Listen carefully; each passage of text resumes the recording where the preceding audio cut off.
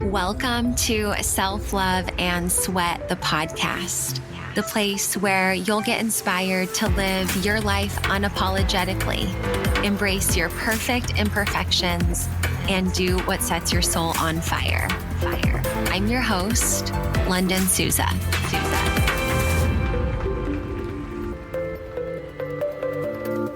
Hey, before we jump into this episode, I just want to make sure that you get all the free things possible. If you haven't already, you need to get your Self-Love and Sweat free monthly life coaching calendar. Honestly, the way to experience deep change in your life is by doing small little things over time. And so that's what you'll find in this free calendar. You can get it by going to lifelikeLondon.com/calendar. Get yours for free, and let's get into today's episode. Hey, girlfriend.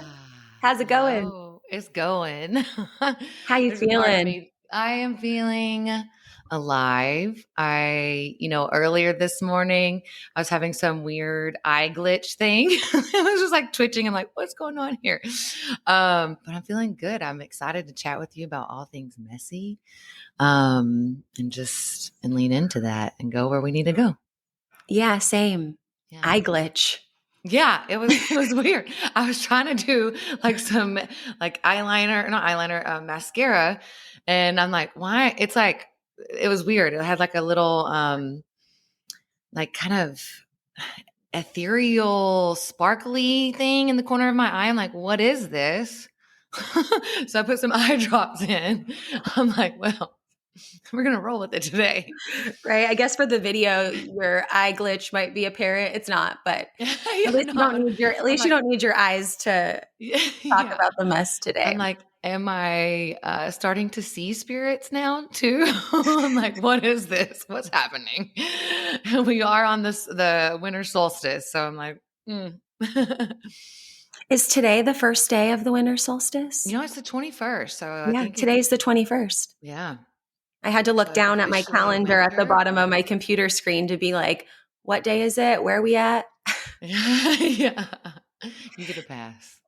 Well, I'm so excited to talk with you today.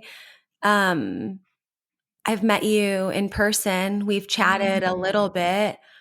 I don't know a ton about you. Same. I know I feel drawn and connected to you and was really excited. I know we wanted to record last weekend and we had to move some things around, and here we are. But we were messaging in our NABA community about messy and being messy and embracing the mess. And I think both of us, without TMI, but I don't really care, we're both in the season of our cycle of which it can feel a little bit messier. And so we both showed up anyways, and we were like, yep, we're synced up. And let's press record and let's use it for both of our podcasts, so then we don't have to record twice and go to. Let's do that. And I'm totally going to lean into that. There's some like ancient wisdom for women that when they're on their cycle that I feel like I get more maybe like downloads or intuitive or inspirational like ideas. I do crave more rest during that time, but I am like totally wanted to honor our commitment and do this too. So I think there's like definitely something sacred and for me, like speaking of being messy, it's one of the things of being messy. And just honoring that. And for a long time, I had to even shift my relationship around that because I think there was like there's some shame or, I remember feeling embarrassed. Like when my mom told my grandma and stuff that even when I got my period. And so it's like, I really coming to honor and like treat that as sacred and like honor the cycles of being a woman versus like it being something to be afraid of or shamed, or if my emotions are heightened, I know I get more, even it seems more sensitive around the certain times like luteal and then the actual bleed too. I don't know if you feel that way.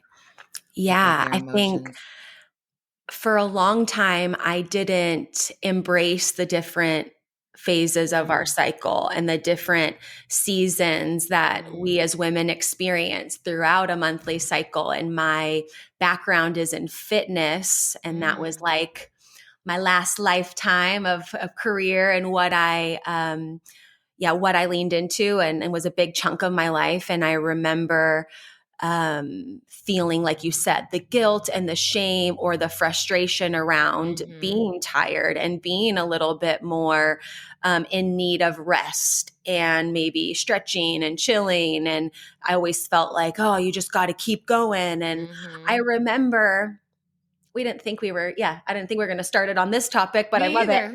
But I remember when I was personal training, a long time ago, over 10 years ago. And I had this one client who would often cancel her sessions when she was on her period. And now I'm like, oh, get it, sister. Then in my head, the story was like, okay, what do you mean you're on your period? Like this was our commitment. Do your workout, just work through it, take some Advil and let's go, you know?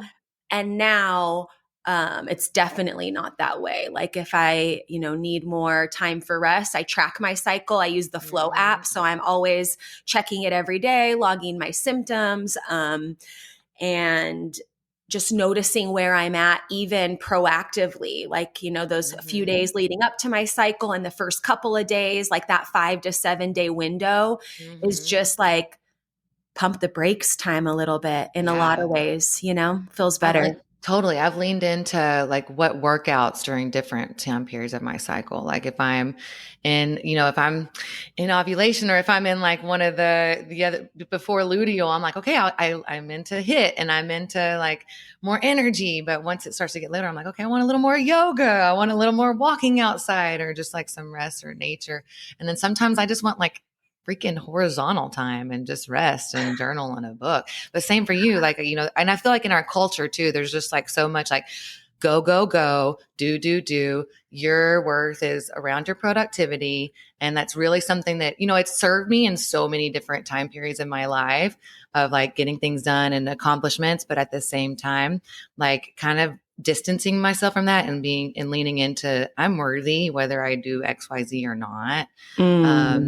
And so just kind of, it's like, I'm having this shift and like, I honor and I'm grateful for the time periods in my life where it was like, okay, I needed to do these things to feel loved, to feel accepted, to get, attention from my parents or whatever it was, or be, a good human or an achieving adult in the world.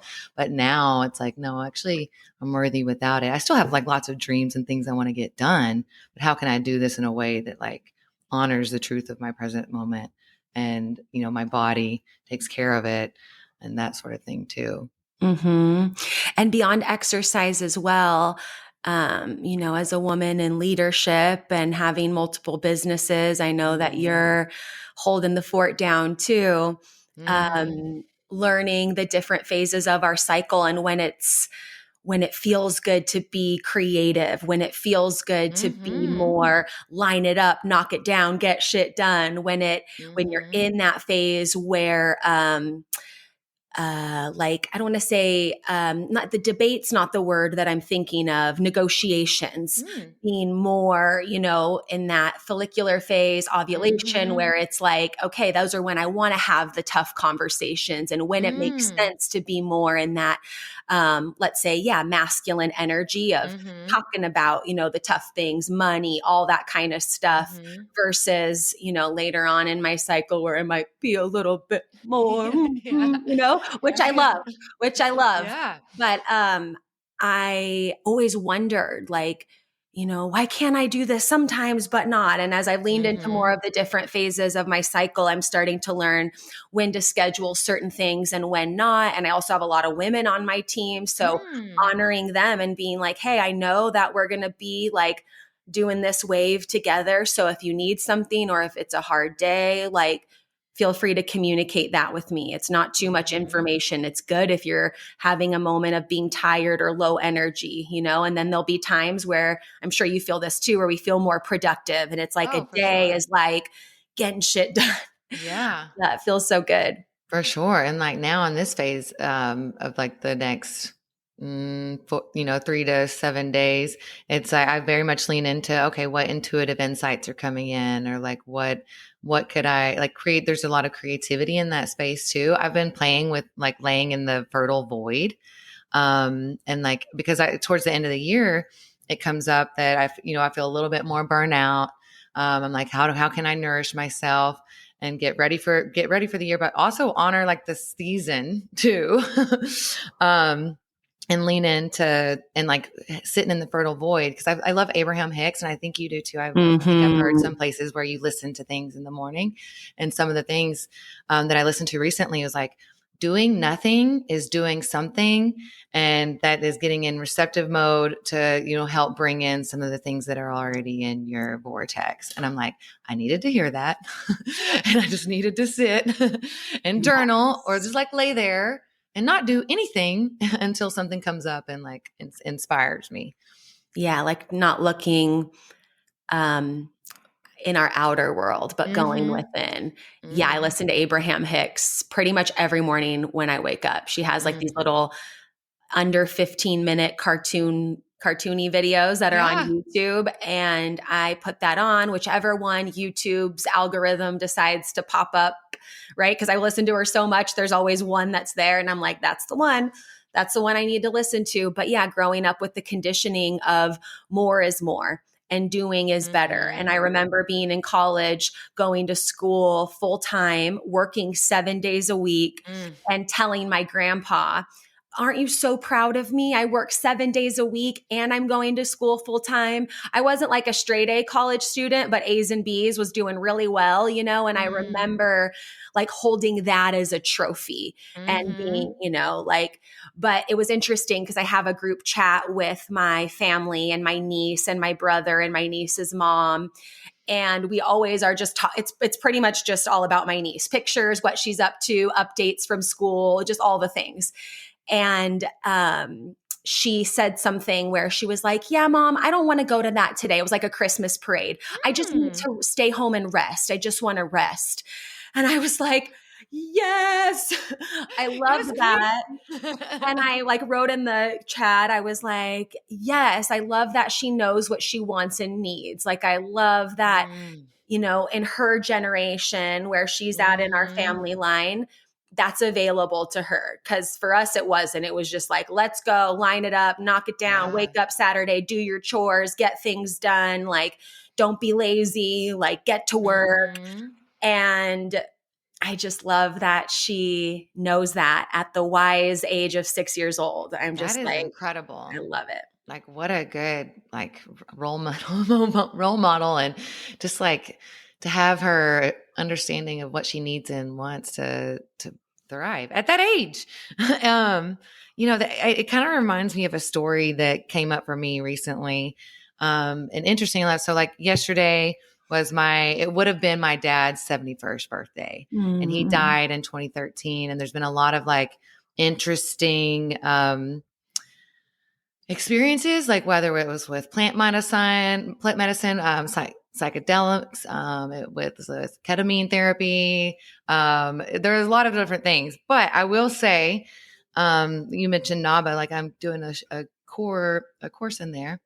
And I say it's going to be doing about writing a chapter of your you're life. making a course. I thought you meant you were doing one. Okay. Yeah. No, Yeah. Oh cool. yeah, no. But, and so anyways, it's like basically what I'm saying is like, I had always kind of similar to you, I felt like if I get that A's honor roll, then, my dad loves and accept me. I got money. It was like a, bonus or something like that.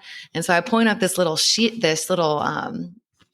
I gotta just show you because it's like so special for me.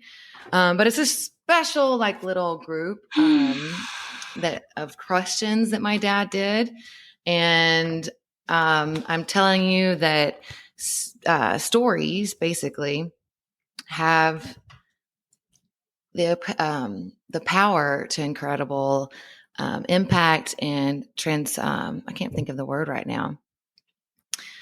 Cover time. Like, okay, basically he gave me this freaking I can't think right now. I'm having like such a big heart and brain fight. Brain fart right now. Jesus. I'm like, wow. Talk about some like brain farts. Okay. So anyway, I like my whole entire life thought that I had to act in like this. And so I found that like I was like shopping and or like perusing through this like book. And the book says, for those of you listening, Yes, Kristin's holding up a basically, book. It says "My yeah. Dad," Yeah, right? it says like my dad, his stories, his words. And I had always wanted his story to like to know more about him. He was like very reserved, but he gave me this and it was one of the best gifts that I've ever owned. It's probably like one of my most private and prized possessions. Like, what the hell is going on with me? My eye, and now my The eye glitch, the word glitch. talking about messy. I feel messy right now. Okay, Messy and doing fantastic. it anyway. I'm here, and I'm doing it anyway. I love you, Dad. Anyway, okay, so basically, it talks about like asking him one of the best things in his life that he was like the most proud of his life, and and he basically said that it was the day that you were born, that you and your dad or you and your brother were born. And I take that as like, wow, like my whole life I was working for him to be proud of me, but it was something that I didn't have to earn. And so like this little book was so healing, and like it just showed how stories can transcend time basically. Because like I didn't have that reaction when I first read this, like however many years ago, like 11 years ago, but today or like a month or two ago, I was like bawling when I read it. I was like, it was such a big epiphany, just like I didn't have to earn it versus like what I thought, before. And I was like, oh wow, that's a good way for me to, move forward. Yeah, you existing was Yeah. the proudest Yeah. moment. Like you being here was all the enoughness Yeah. that could ever been needed. Did he make this book for you leading to the end of his life? Did Mm-hmm. he already make it? Like, I don't know all Mm-hmm. of that story. Feel free to share Yeah. whatever you want, but Yeah. No, I think it's beautiful because I gave him the book because I'm like, you're going to tell me one way or another. I'm like, I'm going to find out these stories, some of your life, what's going on, because he was like way more reserved. And so I gave him this book, and then like he took about 6 months, and then he gave it to me for my birthday in like 2012. And then, the less than a year later, he died. But it was just so like pivotal to have that, and like to have like this healing little book that I've read so many times. And to be honest, like, I was ready to read it, but I made it as a Christmas present one year for my brother.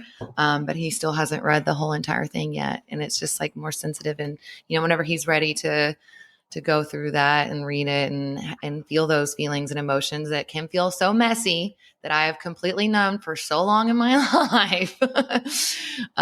When, he will be ready when he's ready. And that's something that I've had to learn, is that I can't force someone to be ready, or to feel a certain way or that sort of thing. It's like all in their own, like certain timeline. Yeah, there's the timing and what you're ready for. There's the timing and what others are ready for. And either way, the story is there, right? Like you said, one way or another, I'm going to get it out of you, Dad, or you're going to tell me those things. And maybe he didn't have the words or the availability of having the dialogue and conversation wasn't how that story was supposed to come out. It was supposed to be, like you said, it took him 6 months to write through it. And you've decided to go through it. Maybe your brother not yet, but that's so beautiful. And I've been getting like the targeted ads on Instagram for my mom's story. It's called Mom Tell Me Your Story and Dad Tell Me Your Story. And I think those are so cool. Because we learn so much about ourselves now when we learn the stories of those before us, like all of our ancestors, whether it's our parents, grandparents, great grandparents, and we get to see maybe where our mess, or like I like to call it masterpiece, came from, or like were there anything that you learned from your dad's story that helped you like unpack or untighten some of the knots that were in your life? Maybe not necessarily from the book. Definitely from learning about my grandfather, though. He died very early. I never met him in person. He kind of had a violent death. My dad was only 14 whenever he died. But I chatted with my grandmother. My grandmother's still alive, and I feel so lucky and blessed that she's 94, still with it, like still drives, like, is open to sharing these different aspects. And there's a big piece, I for a long time, like I have a little witchiness in me. And for a long Mhm. time, I didn't want to own it or take ownership because I didn't want people to think I was crazy. And really for me, that felt like I'm intuitive. I can read situations good. Maybe that's a combination of trauma. Maybe that's a combination of, hyper independence or whatever. But anyway, I learned that he had actually gone to like different psychological facilities for I don't know exactly what his diagnosis was, but I think that he could feel and had a deep sensitivity or felt strong emotions in certain ways. And back then, like they didn't really know how to handle it or what the best treatment option was. So I know he did like some shock treatment therapy. And so I'm like, luckily I don't have to do that today. But like it just kind of showed me that he was like also very emotional. And maybe he didn't handle it in all the, appropriate ways or like healthy, conscious conversations or stuff like that, or didn't know how to recognize or feel the emotions or get permission or that sort of thing. But I definitely resonate with him feeling super emotional. And I kind of definitely believe that one of my greatest superpowers is sensitivity, but it can also be one of the biggest challenging things to do is like feeling so deeply. It's something that I numbed for a long time. It's definitely part of the piece or element that I resonate with feeling messy sometimes. And that's what I've leaned into a little bit recently is that I can show up messy or when I feel emotional, I can demonstrate and have like tears online and like, that's okay. And in fact, I feel like it gives permission for other people to be emotion. There was a call also that Austin, I think, mentioned on a NABA call, which I love the community. And I'm so grateful that like we met through this Same. community. Like it's so cool. But Same. If all that came out of yeah, it was that I met the people that I have met, like if all of it disappeared tomorrow, not that it will, it's going to the yeah, moon, but like that is the best part, the people I've met yeah. and us embracing that mess together. For sure. And like he mentioned, that the achievements and all that stuff help inspire people, like whether it's, creating this business or coaching or having a podcast or, an inspiring something or another, a book, whatever it is. But it's like, so the mess or the humanness that actually like creates the relatability. And Mhm. that is just so beautiful, like meeting people on like, connectivity levels and that we're all in this together versus like kind of like a pedestal or something similar like that. And so I just love Mhm. that perspective too. Yeah.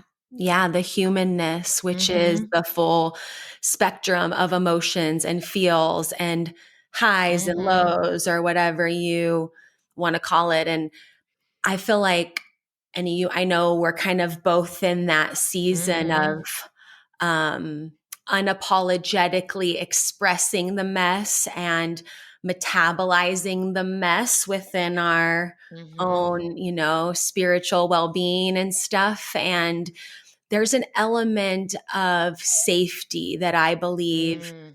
needs to be there. Yeah, I just got full body goosebumps when I said Mm. that. That needs to be there in order to express the mess because Mm. I moved to Utah a year and a half ago. Before that, I was back in California because COVID happened. Before that, I was in Austria, stuck in my Wow. apartment, couldn't leave, just like, and then before that was working in a position where there was no time for feels. I was in a different country every single week. I was the face of the company. I remember having Mhm. a conversation with my friend Sylvia. She was on TV a lot too. So was I, that we couldn't cry because if we cried the next day, our eyes would be puffy and then you got to Oh. go on TV. Like we didn't Mm. know. And I need to talk with her about this again because we talked about it, about how it's like, yeah, there's emotions there to express. But as soon as we unleash the sprinklers, what do you do when it's action time, And I was on camera every single day for 7 years, like Wow. every single day. And so, anyways, now recently being in Utah for over a year, feeling so safe physically, Mm. emotionally, financially, spiritually, right? And then I've been doing Dr. Erin Pollinger's Manifesting Magic course that she did. And Mm. I laugh because I told her, I'm like, Erin, that shit's like Jumanji. Like you cannot not finish it.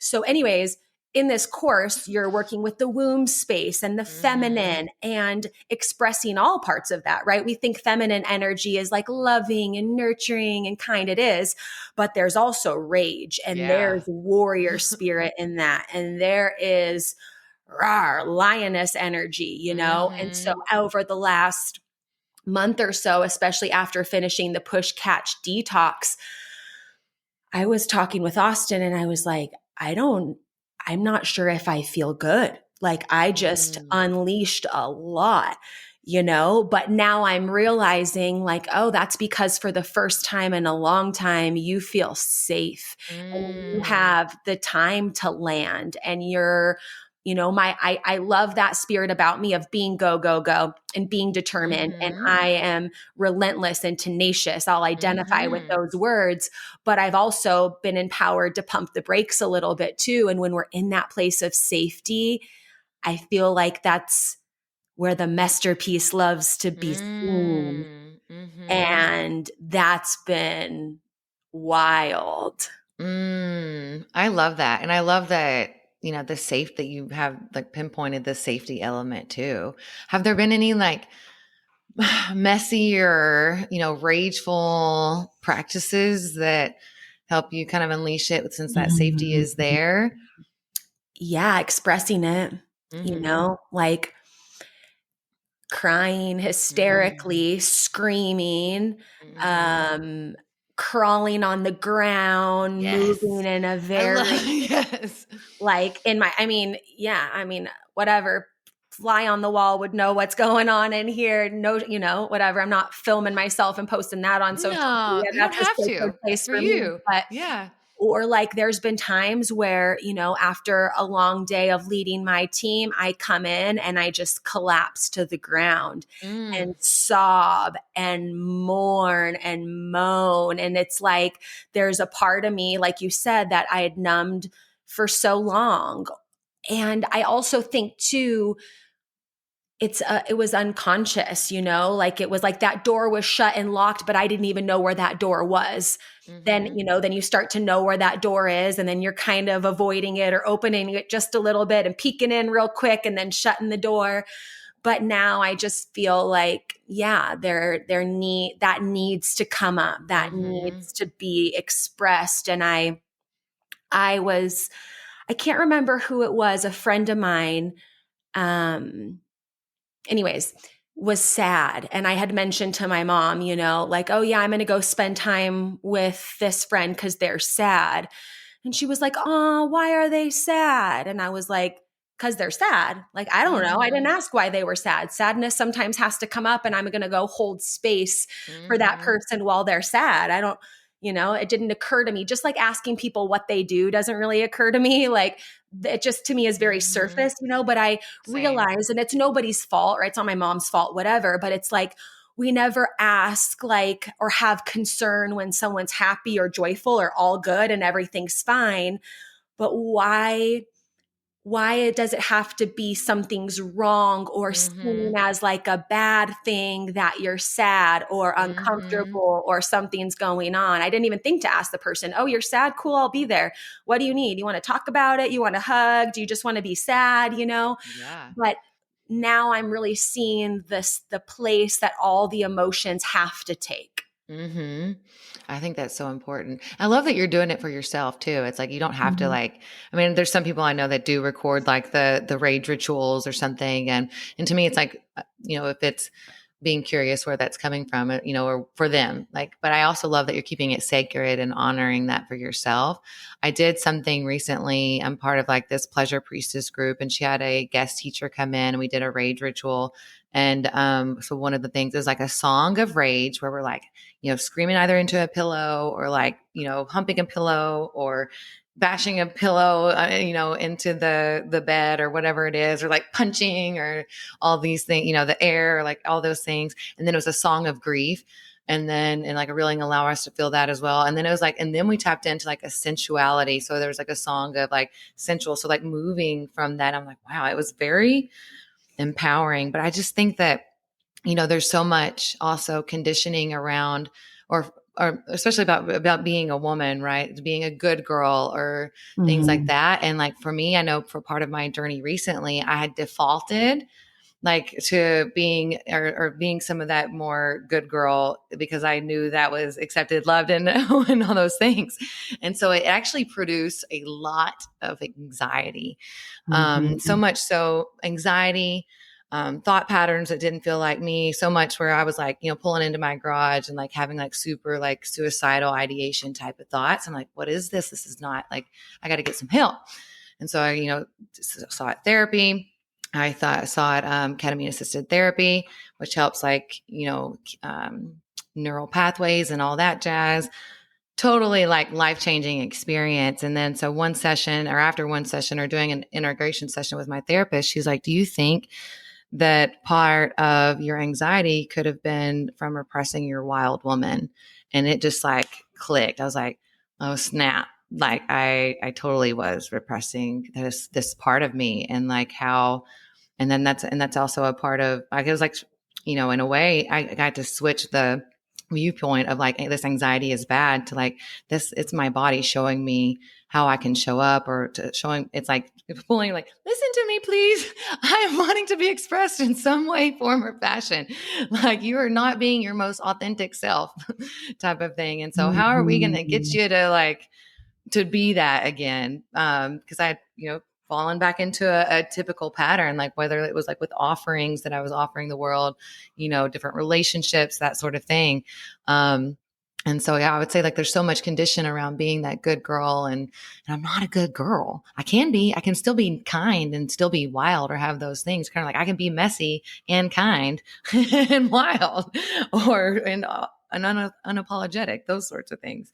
But yeah, I would say Mhm. like I know my mom has a lot of the same like conditioning of, not wanting to upset people or have certain hard conversations, or that, she'll lose love or something, or has to show up in a certain manner. And that Yeah. shifted because we've had conversations or opportunities to have conversations. So, in some ways, like my own journey has also repaired our relationship or inspired her to have Mm. those difficult conversations. Yeah, to see what that looks like or what that could Mm-hmm. be. You get to be an example.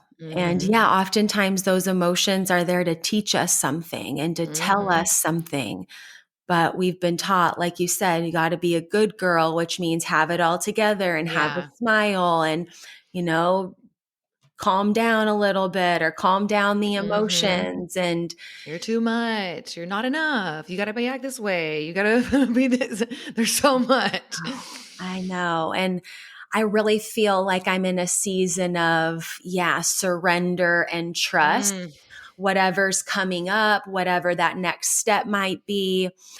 I started meditating with Dr. Joe mm, in 2018. And I did it because I knew that meditation was good for you. I didn't do it because I thought it would like get rid of these anxious feelings. I didn't really mm, make that connection, right? So, mm-hmm, anyways, I used to have these really big anxiety attacks where my brain and body would just like lose it, and I'd be in bed all day, and it would happen, maybe a couple times a month, whatever. And then it started to go down, like they started to go away. And I mm-hmm, remember being like, yes, like I conquered this, right? Well, lo and behold, come to safety and security in Utah a couple months ago, I had another one. And I remember mm, thinking, like, oh, what am I doing wrong that this is coming back? mm, But I was talking to a friend of mine who was on the phone with me while I was having this anxiety attack, and was just like, breathe through it, like big in it. Like we were just mm, like together mm, in that, probably one of the most beautiful sacred mm, experiences with that person. And then he goes, what is it trying to tell you? Talk to it. What is it trying to tell you? And it was like that you don't need to do so much, that you don't need to do everything. That's not about who you are. You're Lunden. Like you can just be and be okay. And I'm laying in my bed, talking to the anxiety, having the dialogue. And after that, and even right in this moment, talking to you, I was like, wait, the goal was to not get rid of the anxiety. The goal is to understand it and to talk to it and to come nose to nose with it and to have that be okay and to get the wisdom that you need from that. Cause you need you get wisdom from, joyful, amazing moments. You also get wisdom when things are dark and scary and uncomfortable. And, and that's where I'm at now is like, messy is good. Like, as long as you're not picking up your shit and throwing it at someone else, right? Like, as long as you're not smearing your mess over someone else. And I think that's where the place that I'm at and what I'm excited about is like, we all have a mess, but we try to blame someone. We try to be like, well, I'm mad. Who made me mad? I'm sad. Who made me sad? But it's actually like, no, mad and sad are part of it. We have this beautiful wheel of emotions. And instead of blaming something outside of us for causing it, we're not taught this though, right? Because I wish there was a class on talking to your emotions and gosh, that would have been my favorite class. But being able to be like, okay, it's not about who did what to me in order for me to feel this type of way. It's like this chemical concoction of this feeling and emotion is here. What is it trying to teach me? And I think one time I heard it was like a pastor talking about like, if you don't, how did he say it? Like, if you don't, I forget how he phrased it, but it's like, basically like, don't bleed on someone who never cut you. It's okay to be messy and have a wound and be bloody, but it's not somebody else's job to fix it or sew you up. And don't bring that mess to the next thing and bleed all over them, and I love that. That what that reminds me of is as you're speaking is like, the moment and I've totally like, you made me so mad before. And, and maybe that's like me to look at the trigger, as my teacher and that sort of thing. But I feel like the moment that we do that, it's kind of like pointing the blame or it's like stepping into a victimhood mentality versus like that taking personal responsibility of how we're feeling. Because I feel like we can still be messy. We can honor our emotions and we can also honor other people's boundaries. We can be respectful. We can be kind and that sort of thing. And also it's like, hey, if you need a little space, for me, sometimes I'm like, I just need a little distance, little time to really like get to how I feel. I don't want to say anything, impulsively that hurts someone's feelings or that isn't like, my deepest truth of the moment. Like maybe I need to go journal something or just like sit with myself and my emotions for a second. And I can now voice that versus just like, peace, I'm gone. And so I think that's just kind of like the victimhood and personal responsibility. Cause I think there's so much power in taking ownership and having that personal responsibility, but there is a lot of responsibility. There's a lot of freedom because I believe that's how we start to co-create our lives and the lives that we want. But it is also a lot of responsibility to say that like, okay, I am the common denominator in all of my relationships and all of my successes and all of my failures. Like when I showed up, when I didn't show up, it was the common denominator was me. And so like I learned that whenever I noticed a pattern in certain characteristics that I was dating different people. And I was like, wait a second, it's like this in a different form or this in a form, but the common denominator is me. So I got to get real with myself and ask myself questions and that sort of thing too. Yeah. What are you attracting? And I love the word responsibility. I love words in general because I love communication and that's what I coach on. But responsibility is response ability, your ability to respond. Love that. And so, it's your responsibility, but you also have that response ability.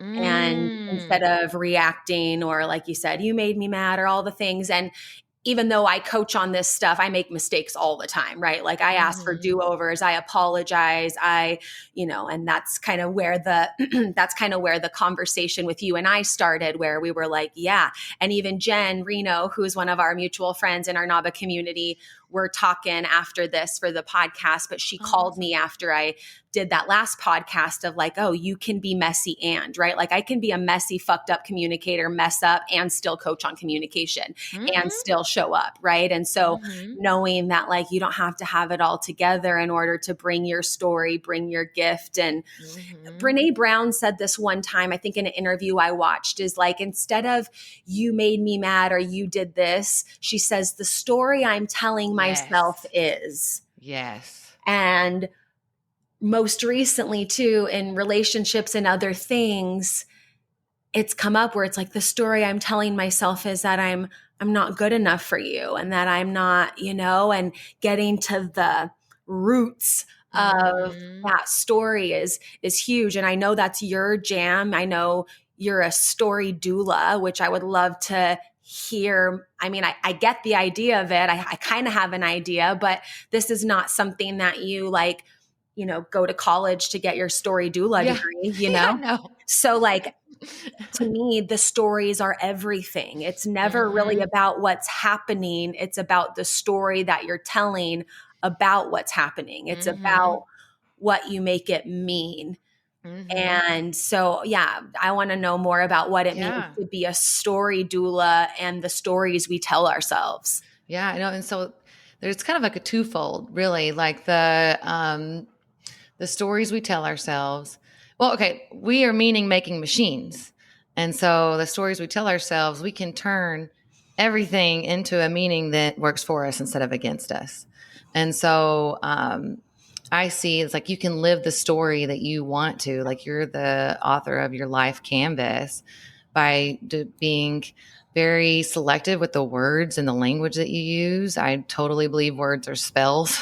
And that's why I don't listen to certain music. That's why I don't say certain terms. I'm like, I'm not going to be programmed with that belief. I'm very careful.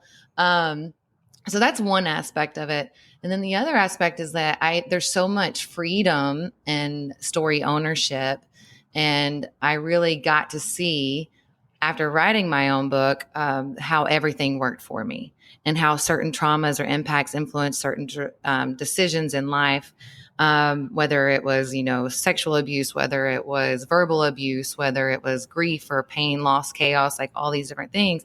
Like writing my story writing my old helped me live my new. It just like gave me different perspective, bird's eye lens. Yeah, like loved it. And then it's like interesting. And doula to me is like, someone who helps birth something into the world, whether it's a baby or something like that. To me, it's a creative project, can also have some of those same characteristics, maybe less breastfeeding and less crying, maybe not less crying all the time. But I'd always loved stories and imagination. And then so when I had the epiphany that I wanted to help people birth their stories into a way, whether that's a book or you coming on my podcast or something like that, I burst into tears and started crying and had full body chills. I was like, I guess I got to follow that feeling. And now it's also evolved into, helping people live like their authentic expression or the story they want to live. And so like and then once I had that epiphany in Costa Rica, I was like, oh snap. I was like, duh, I've always loved stories my entire life. Of course it would be stories. It was like kind of like one of these like moments. And I'd gone to school for like journalism and studied acting and writing at UCLA Extension in LA and done all kinds of stuff. So I was like, oh, duh. Took like book coaching stuff too. But yeah. And so I just really feel like the more people are aware that they have that power, that they can create a new story, then they'll feel more empowered and live a happier life. And that has like tons of ripple effects too. Yeah. They can be living examples or walking possibilities of what's possible, for their family, for their loved ones, for their ancestors. You touched on ancestors earlier. And so I think like both, older ancestors and those to come, can be inspired or like set a new pathway for Mm-hmm. their family. I love what you said about how when I chose to rewrite the old, I was allowed to rewrite the new, or however you said that. I'm going to have to go back and Yeah.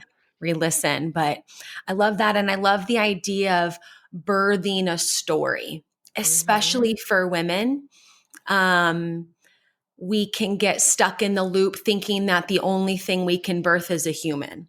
Mm. And I've worked with clients who have had a lot of guilt and shame Mm. and, frustration around being at an age where they're, can no longer have kids. And whether they wanted them or not, there's some part of them that feels like they let themselves or even their parents down for not giving them grandkids, etc. I don't have kids. And Same. you can birth a whole lot through that creative, sacral energy, including the 100%. story about, not having kids and being able to step into your power. And so I love that idea because we all have a story within us to be birthed. We all have a purpose within us to be birthed and gifted to the world. It doesn't have to be a human. And I know I have a lot of moms that listen because a lot of the episodes with moms do super well, but I also know there's a lot of not moms that are listening too. And so, yeah, I want to talk a little bit about like, Yeah. birthing your story and making that the creation that you bring to the Yeah. world. Well, and in some ways, I experienced total postpartum depression after it came out, and also, I tell people it was kind of like empty. It was the day my book was published. It was the day my child left the nest, and it was also the day they were born. And so it was like very interesting. And there was a big moment of like, okay, I've done this. Now what? So there was like some interesting like grief too, that I'll never get to have this experience for the first time again. And so it was really interesting that there were some like what I postpartum book birthing or story birthing that came too. And I am totally an advocate of someone following their own inner directives, because the world always is telling us what to believe, what to do. And while some of it is valuable, that how we can make positive changes and impacts in our lives and in the lives of others, but sometimes a lot of it is conditioning, or how others think we should behave, like the having children thing. I think that's a big one. Like I'm 36, Same. about to be 30. Yeah. And so I'm like, I'll be 37 next year. And so a lot of the times, especially I grew up in a small town, I've even felt that pressure before. Like, when are you going to have kids? Like my dad, I would love to see some grandkids before I go. And so I think that's big. I also am like totally an advocate for giving mothers and stay-at-home moms like the honor that they deserve, because that's got to be one of the hardest jobs in the world, is raising a quality human. Totally. And so I'm like, yes, good on you.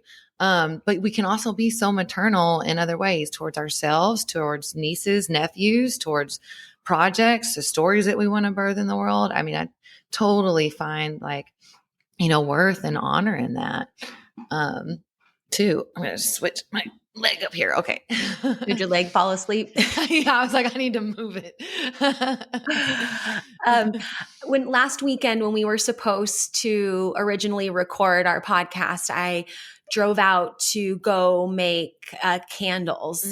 I can say it because by the time this episode comes out, it'll be after Christmas. I went to go Good. make a candle for my mom for Christmas. Yeah, okay. Homemade candle with this girl, Nicole, who's amazing. And I made one for myself. I made one for my mom.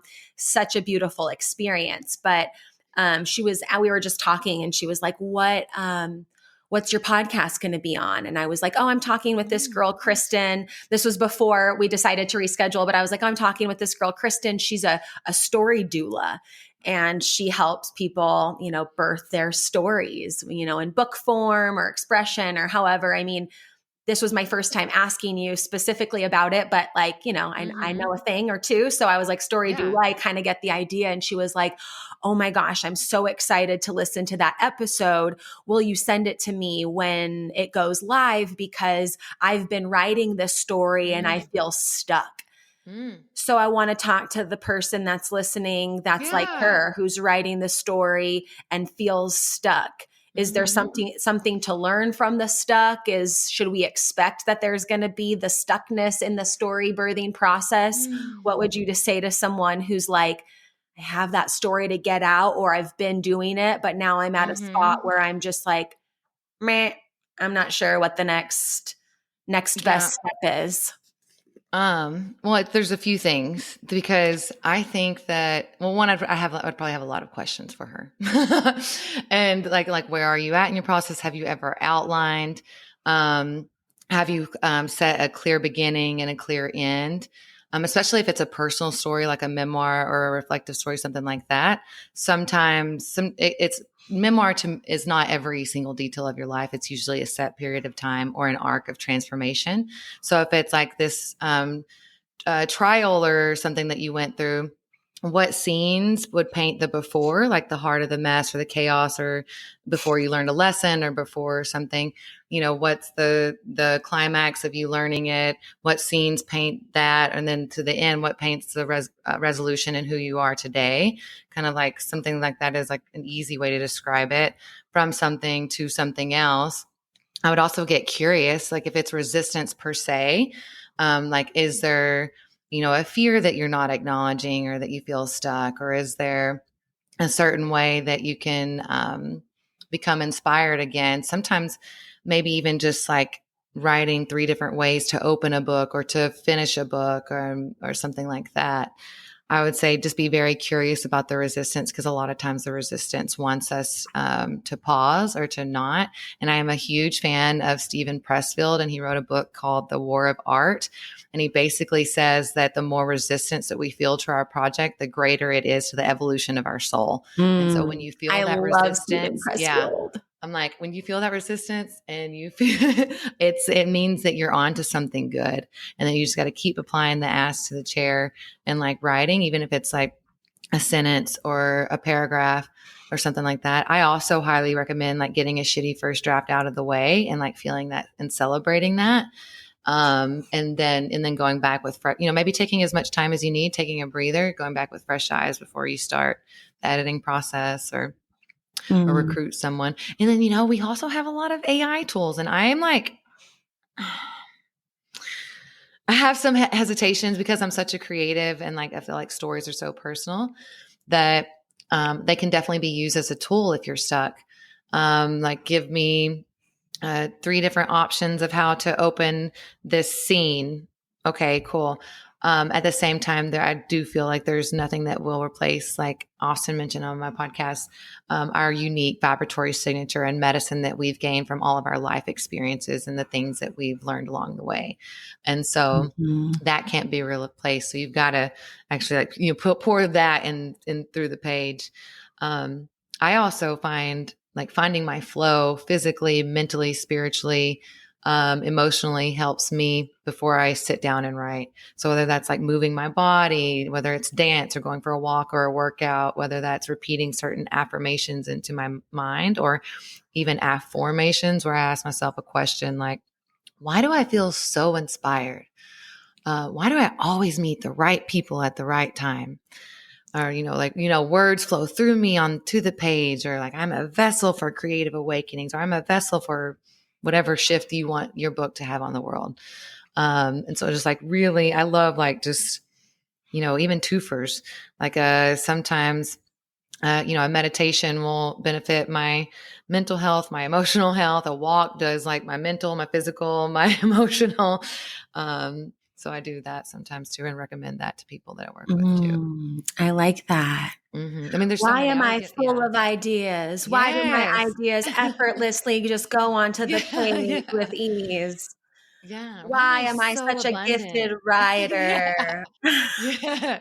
And I feel like when we use that, Yes. certain tone of voice, and then our brains start looking for the answers to the questions that we're asking. And there's so many times where I've asked myself, like, why am I so abundant?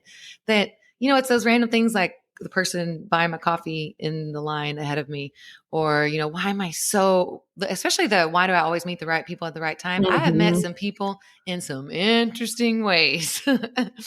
And so I'm like, interesting, cool. That'll be fun to see where that goes. Yeah, I love that question. Why do I meet the Mhm. right people at the right time?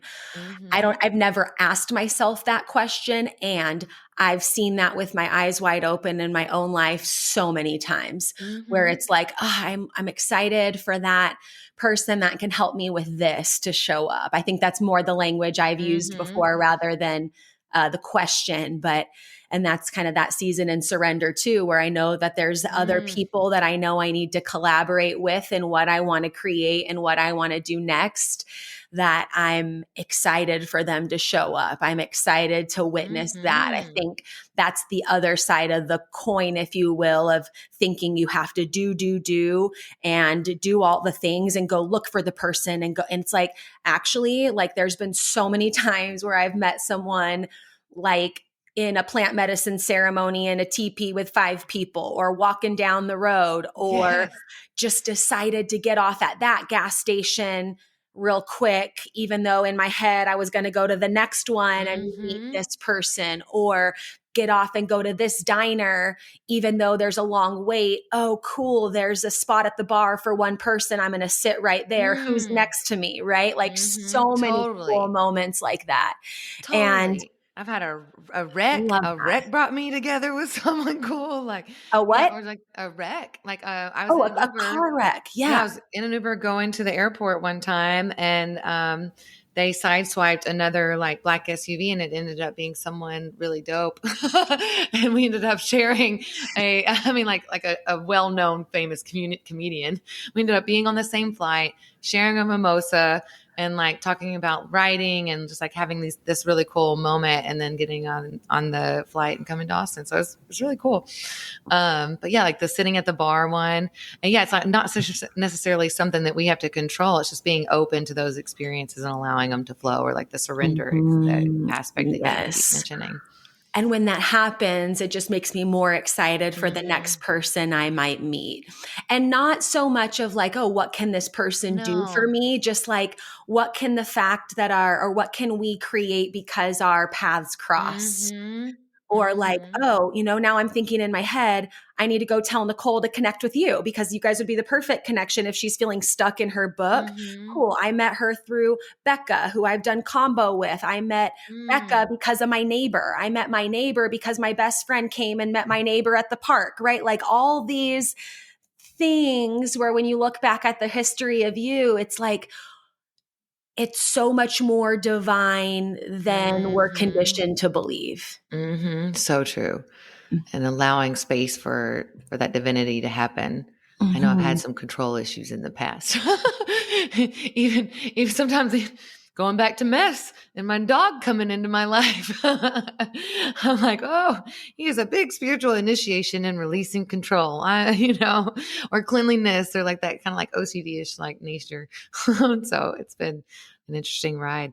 And oh yeah, just like yeah, when I went to Egypt, I came back and I was following like what I say is the butterflies. Like, okay, I'm just gonna see kind of what life presents and what opportunities happen. And then a friend of mine invited me to go to like a yoga sound healing place, and then that turns out that's where I met Veronica. And I was like, oh, this is nourishing. I went back a couple of weeks, and then we grabbed coffee, and then we talked about Naba and all these things, and so which led to the in person, which led to meeting you. And I always loved your energy, and so it's just like interesting, like how things unfold when we don't try to like make it look a certain way. Mhm, mhm. And one more thing I wanna talk about, and then we Mhm. can, yeah, wrap up and land the plane. I could talk to you forever. Same. Um, but something I do a lot with my clients is written exposure therapy. I don't know if you've heard Ooh, of I that know. I'm before. not It's familiar. called WET, WET. Hmm. There's research on it, you could check it out, but what you do is you pick a specific moment in time of a story you want to rewrite, and Mm. it's 5 sessions, and you write the first time what happened. the next time what happened. You just don't stop writing. You write the what happened, what happened, what happened. And then the last 2 sessions, you write the because, right? Like, because this happened, here's what I'm going to make it mean moving forward, right? And when I first started researching it and then doing it myself and working on that, I was like, oh, it's like the story is a junk drawer. And when you start writing it over and over and over and over and over again, you're taking it out. You're taking that old cord and you're putting it with the cords. You're taking the scissors that has the corroded lipstick connected to it and separate, like just organizing, right? We can't erase what happened to us. And that's not the point, right? We can't make that bad thing go away. You talked about losing your dad, and we didn't dive a ton into that, but like sexual abuse. And I had Elisa Marie on my podcast last week, who's gone through so much stuff. And I think about my history with my family and me choosing the route that I wanted to go. And I remember for so long, I wanted an apology. I wanted someone to admit they were wrong. I wanted someone to take ownership for what I had experienced in my life. And then when I started working through understanding written exposure therapy and all of that, it was like, no, the point is not to delete that. It's to not bleed on all over everybody else. And it's to be like, oh, look at that scar. That's from when I did X, Y, or Z. And here's what I learned from it. And so I feel like written exposure therapy is so good to organize the mess, organize the file cabinets of all the stories. So then, it's like I can pull the story and be like, when my grandpa wanted to disown me for my decisions, let me tell you more about this, versus me going into relationships thinking I'm not good enough and I have to prove myself and then acting that out, right?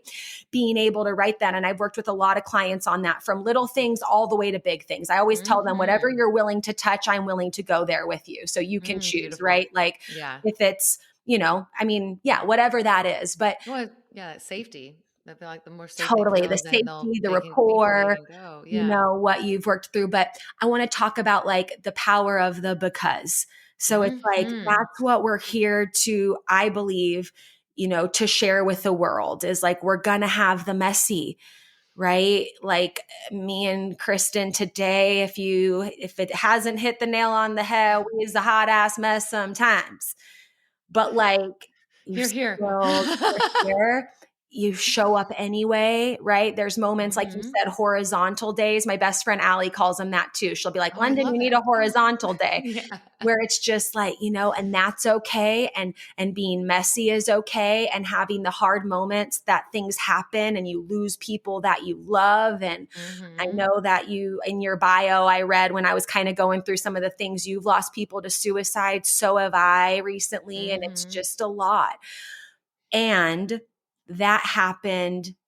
And because that happened, here's now what I get to make it mean. Huge catalyst. Well, I feel like I didn't know it was called that, but written exposure therapy sounds a lot like memoir writing. Got it. Because you go back several times and edit it, and it's like you see these life events or pivotal life markers, and it shifts from something that either happened to you or to the because that happened, I made this choice. And then this one led me to this choice. And then this one led me to this choice where I finally chose myself and feel freedom and liberated and all that. So it's just like an interesting like connection of the dots. And I would even say like that because of like, if I'm going to plot or outline or make a timeline of a memoir or a story, a lot of times I'm going to make that timeline. And it's like one moment and I give the prompt. It's like, this led to that, or because of this, this happened, because of this, this happened. And internally and externally. So it's like externally, like what happened, the event, the who, what, when, where, why. And then internally, like the interior life, the emotional shift. And it can be big or small events that could read a book and this shifted this, or because of this happened, or it could be something more traumatic and, revisit that too and like work on the because. And like through that writing and editing process, it seems like you're getting a lot of that exposure therapy and repetition to like go into the subconscious mind and reprogram yourself. So that's interesting. Like that. Yeah, I'm like, I want to look into written exposure therapy. That's cool. You'll love it.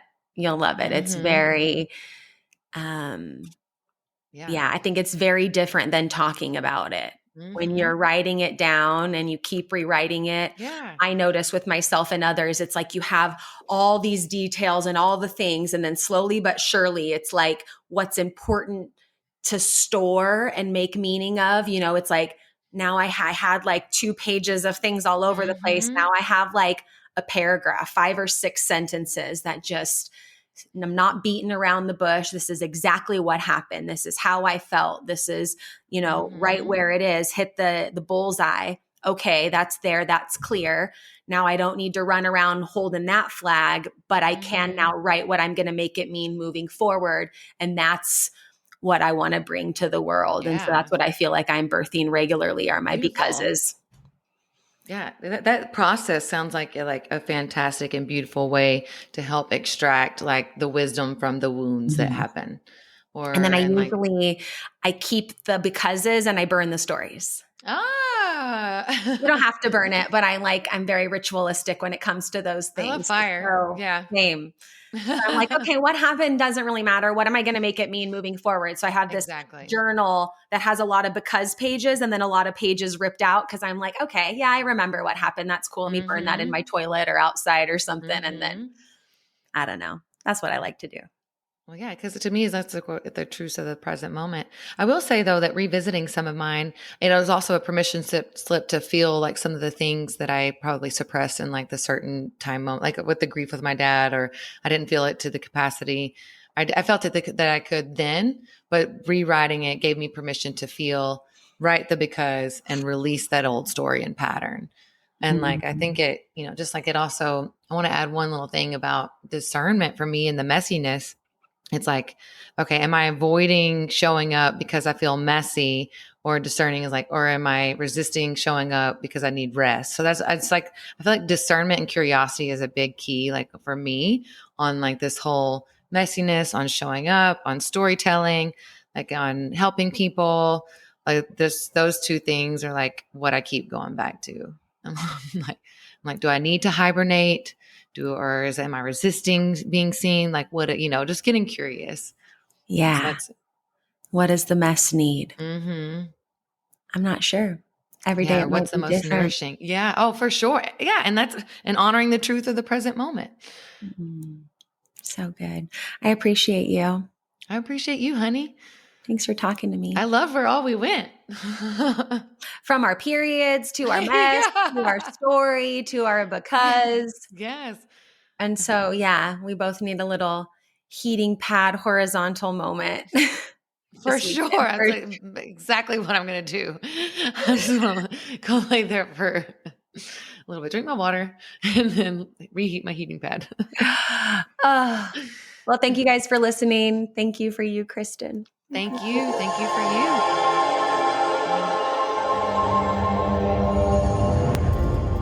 Thank you so much for listening to this episode of Self Love and Sweat the podcast.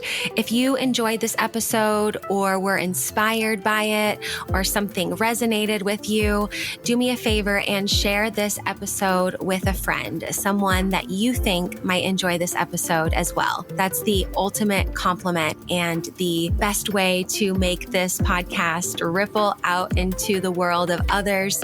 And also you can leave us a review up to 5 stars wherever you're listening to the podcast. Thank you so much for listening, and we'll see you at the next episode. I appreciate you.